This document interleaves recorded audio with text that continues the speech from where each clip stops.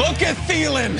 One-handed, a gem. Hey, what do you think, baby? Well, back in the end zone, got the right hand hooked by the DB, left hand brought it down, didn't even touch it with the other hand. Never brought it over. Never brought it over. Doesn't need to. All right, so the Vikings get some things going early. Third quarter, though.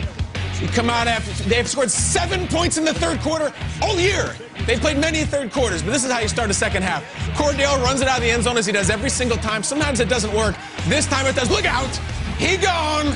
And he has a entourage down the side. Look at Eddie Jackson. He's almost beaten him to the end zone. Arcavius Mingo is there. Mingo almost tackled him. He almost did. Mingo's fast. None of the Vikings. And look at Nagy. It felt like oxygen into the franchise, into the stadium. They lose Akeem Hicks late in this game to a hamstring, and it made all the difference in the world because they were doing a number on Dalvin Cook, and then he runs right up the middle. Hicks was awesome last night. He was talking to Cooks. They were barking. It was a great matchup. And then they lose him, and they start moving, and Cousins is going to go to Thielen again. That's another touchdown. We have so many shots of Buster Skrine getting beat on plays. He's always there. He just doesn't make the play. 19-13 now late. Less than a minute. Nick Foles, you have a statue. Do you have a miracle in you? No. Even worse, he gets dragged down on this play by Afadi Adenabo, and watch what happens. He stays down. It doesn't look terribly violent, but it doesn't have to be depending on what part of your body lands. You see Foles wears the flak jacket. We're going to have updates on this all day and all week. But he leaves. There's Trubisky, who hurt his shoulder on a Wildcat play weeks ago. Foles is carted off, and in some ways, maybe so are the Bears. They go into the bye having lost another. The offense was not there, but you know what? Skol Vikes. Vikes win again to get to 4-5 on the road. Kirk Cousins' first ever Monday Night Football win goes to 1-9, but he gets the win. 19-13 Vikings. All right, let's bring in Mike Garafolo, our NFL Network insider of the morning. Mike, welcome to the show. Thanks for being here. We saw Nick Foles go down on that final drive. Great highlight by Kyle there. What is the latest on Foles? Okay, Matt Nagy did not have much information for reporters after the game, saying Foles was dealing with either a hip or a leg injury because he was being evaluated at that time, undergoing x-rays and the like. Now, I was told overnight that Foles is actually okay, despite how that looked. Initial tests are extremely positive. There was no sign of a break, according to sources, in the hip. That is the area that they are focused on with Nick Foles. You can see from the replay that is where he lands.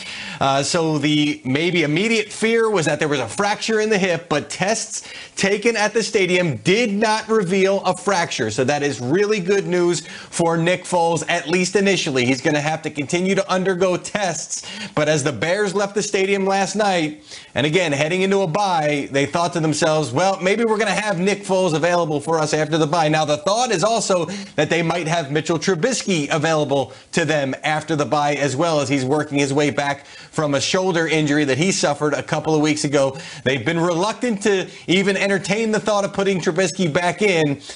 We'll see where this goes for the Bears, but the initial hope is that Foles and Trubisky will be available to them after their bye week. Bears started the season 5-1. They've lost now 4 straight. Thank you so much, Garafolo. Kirk Cousins getting his first career win on Monday Night Football. He's now 1-9 under those bright lights, guys. Nate, what'd you make of that game? I loved it. Shout out to the Vikings. After playing so inconsistent throughout the first part of the season, a couple of heartbreaking losses, some games that I know they felt like they should have won. A few weeks ago, I said that the Vikings are playing as good as anybody. Too bad the season started a couple of months ago. Kirk Cousins didn't play perfect, but he played the game he needed to play. I love some of the graphics that they showed during the game. They showed Adam Thielen and Dalvin Cook and Kirk Cousins hiding behind a bush while a grizzly bear kind of walked in front of them, and they were scared. And I thought that was cute, but it's fitting, though, because they didn't have big games. But in this one, they did. Kirk Cousins made the plays he needed to play. More importantly, down the stretch. I remember one play specifically towards the end of the game. They're trying to close it out, run the clock down. He delivers a ball to Kyle Rudolph. Kyle hits up the sideline, and then he just starts flexing and screaming. Stays in bounds. Yep, stays in bounds, and he's high-fiving his buddies. And the camera was on him. For about a minute, it felt like. And I know what that's like. People may think, who cares that Kirk Cousins doesn't win on prime time? He's in the NFL. He makes a ton of money. He's good. Kirk Cousins cares. He was 0-9 on prime time, 12 TDs, 6 interceptions. He knows what the narrative is. He knows what people are saying. And right there in that one moment when he knew they won the game, there was like a weight was lifted off of his back. I don't know, man. It seems like right now, if the Vikings are mathematically in it, after starting this win streak, beating the Green Bay Packers, I'm not going to count them out. Yeah, and they almost beat the Packers earlier in the season. First game. They've given a lot of teams the game. So, yes, it started a little late, 1-5, but it's not too late. And more importantly, it wasn't just Dalvin Cook yesterday. Like, there was a balance to this offense. You saw Adam Thielen. And yesterday, as we're talking about Stephon Diggs being the top receiver in the league, receiving yards, Justin Jefferson's really good. Oh, yeah. You talk about rookie wide receivers making an impact. This class of Judy and Lamb and Ruggs, Justin Jefferson's right up there, if not the best in all of them. 8 for 135 yesterday. Continues to have this incredible season. Almost under the radar because people wrote this team off. But overall, I look at this guy, 42 catches on 54 targets, already 770 yards. And last night, Cousins was going to him as a number one. It's very rare you trade a player like Stephon Diggs and they find a replacement who can just do it like lock. Go on. Yeah, what do you got? They tried this before. History repeats itself. Sure. They traded Randy Moss and drafted Troy Williamson in the first round. We're like, all right, just slide into the Randy Moss role. It never happened.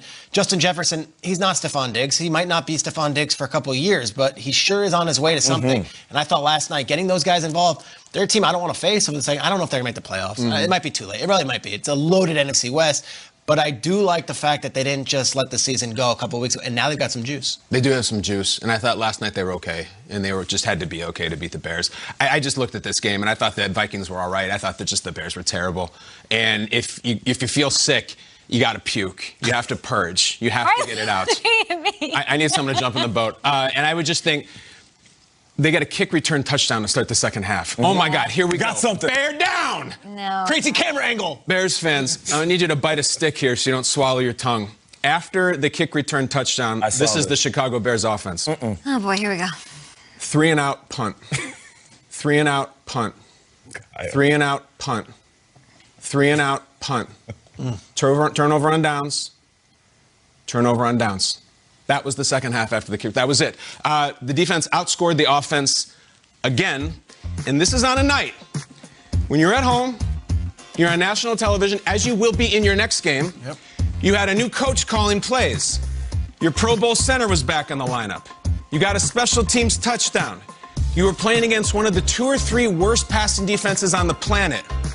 Your own defense created multiple turnovers. Your kicker didn't miss. Your punter was good. And you were playing against the running back. Your defense was heroically shackling and a quarterback who was 0 for his lifetime on Monday Night Football. And in the fourth quarter, when the whole season, the whole world, the whole franchise was on the line, 1.4 yards per play for the Chicago Bears. It is a shame. And I think next weekend, their offense could be just as productive, and they're on a bye. Okay. Oh, you're right. What did the surface do to you? You're right. The surface. At one point in the fourth quarter, they had 14 total yards on offense. It's just not there. It's just dead. It's mind-blowing. What do you want to happen? They go on a bye week, and, Nagy afterwards, when we get healthy, of course, they've tried everything. And you know what? Giving the play calling duties to Bill Lazor, it did make a difference. It made it worse. No. It made it worse. It was legitimately worse. So now you Control-Alt-Delete for about the 5th time, and I don't know. Maybe you go to Trubisky. Because just to screw it, to try to mix it up. If Foles is even healthy. You know what the worst part is? What? After the bye week, they got the Packers. They got Green Bay and It also stings. It's very frustrating. I'm trying to be positive. What do you got? You got anything? Their 2 worst games were on national television on Monday Night Football. And the next one is on national television. That Rams game and this game. So it's like all your warts and bruises, it's not being hidden on a 4 o'clock window, 5th game. Like, everyone sees it. You can't hide. Yeah, I think it's the Vikings that deserve the real estate here. They do. I mean, I agree. They do, right? They won 3 straight. They're 2 games, Kyle, back of Seattle, right? They're 2 games back for the final playoff spot in the NFC. If we're talking about who they have coming up, they've got the Cowboys, they've got the Panthers, they've got the Jaguars. So to Nate's point, they may have a chance to get themselves a little run here at the second half of the season while those NFC West teams sort of beat each other up for positioning. It's about who gets hot at the right time. Just think about it, how high we were on the Seattle Seahawks.